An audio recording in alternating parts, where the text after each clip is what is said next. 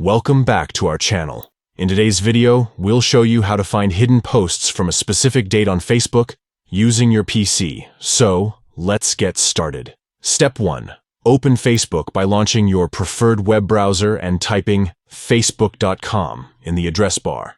Step 2.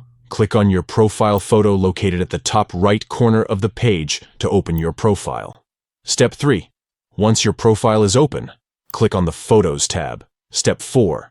Look for the 3 dots icon located at the top right corner of the Photos page and click on it. Step 5. From the options that appear, select See Photos Hidden from Timeline. Step 6.